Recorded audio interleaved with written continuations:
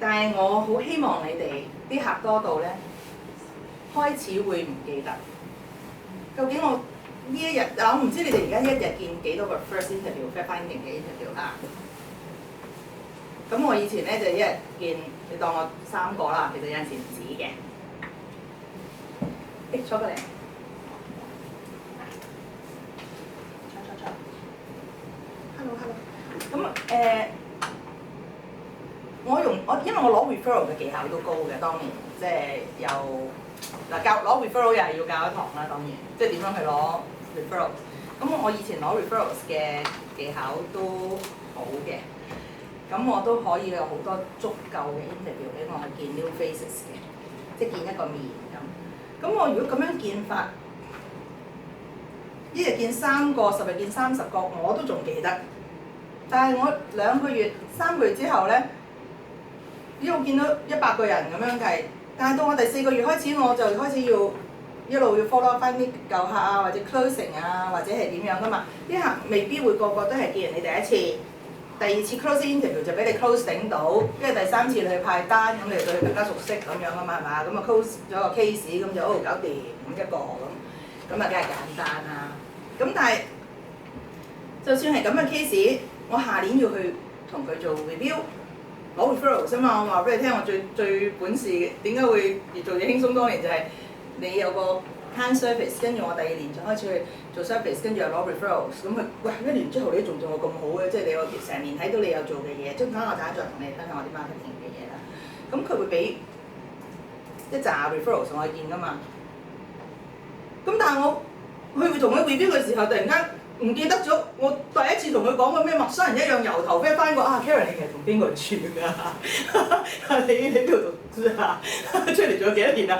咁好耐噶嘛。但係如果我已經係同掌握翻我第一次見佢，甚至一啲資訊嘅話，我同佢見嘅時候，你嗰份工即係或者係你嗰度做嘢嗰度而家點啊？咁係咪好唔同啊？嗰個關係即刻就貼心咗㗎咯喎。咁你人之常情啊呢啲，但係我咁多嘅客我點記啊？咁我就有用 case history 嘅呢張紙去寫低嘅。嗱呢個就大家睇到，我都係加翻 AIA 個 label 落去先貼俾大家。咁我就用 case history 一張咁嘅紙，其實你等於用一張line pad 嗰啲紙樣得㗎。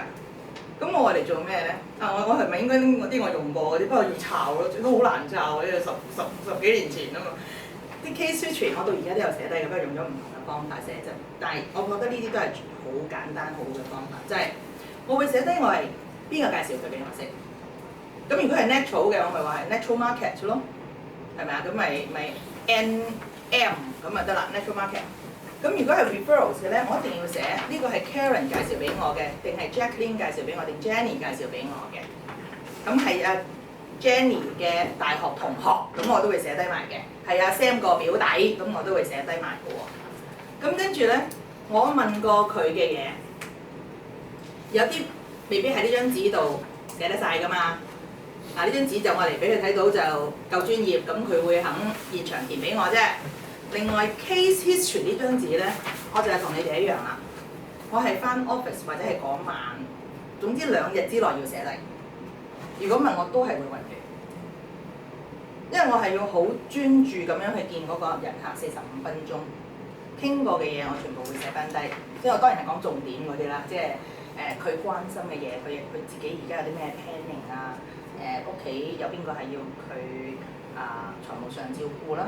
情感上照顧2樣都要問嘅，即係加埋你邊個係情感上照顧，邊個財務上照顧，唔係咁問下，又係要教嘅，即係。但係呢啲係我會翻自己位嘅時候，我會寫翻低呢一個我見過嘅客戶，每一次嘅 interview，我同你傾過嘅嘢。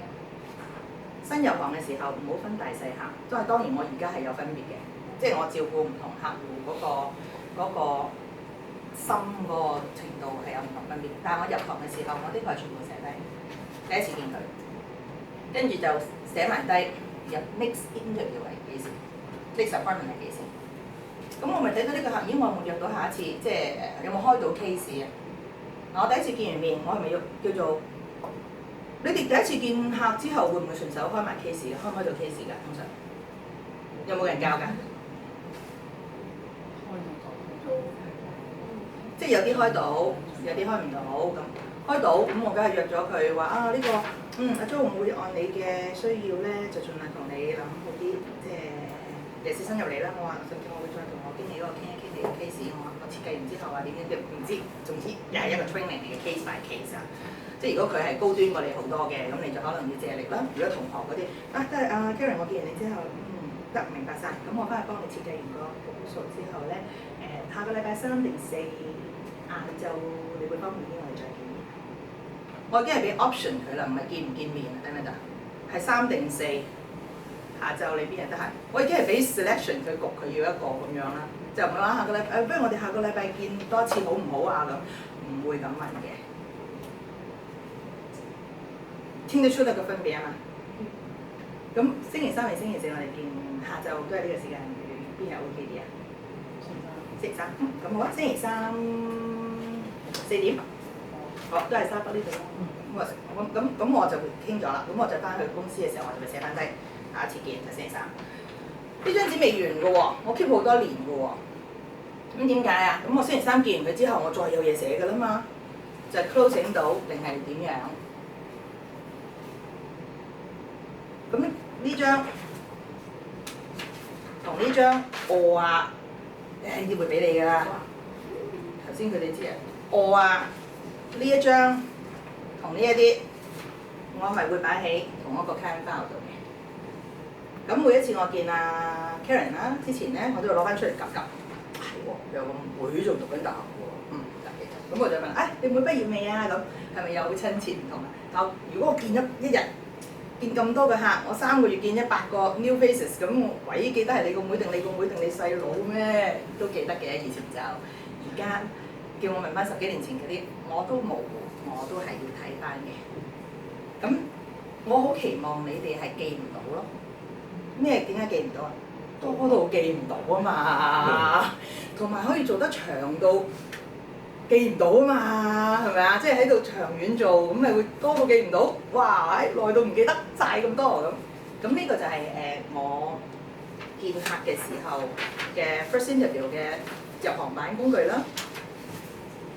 入行版工具啦，進化版工具啦，咁同埋 case history。咁但係當然呢啲都係我入行初期用嘅嘢嚟嘅，即係頭4、5、6年咁嗰啲啦。到而家我都係唔使嘅，但係都係要嘅，唔係呢張都係要嘅呢張。咁個分別就喺呢度啦。得唔得？咁同埋當然啦 ，AIA 咁大間公司啦，咁我知道呢度咧都有啲係 pre-print 咗嘅大類同嘅嘢嘅，係咪做？有㗎。First interview 係啦，你哋可以攞翻嚟用，但係要學識點用。攞埋去就容易啲嘛。有冇見過 AIA 嗰個？因為呢個都唔係我舊公司嘅，呢個都係我私人，即係我哋唔係公司俾嘅，呢啲都係我哋自己做嘅。咁呢啲好明顯自己做㗎啦。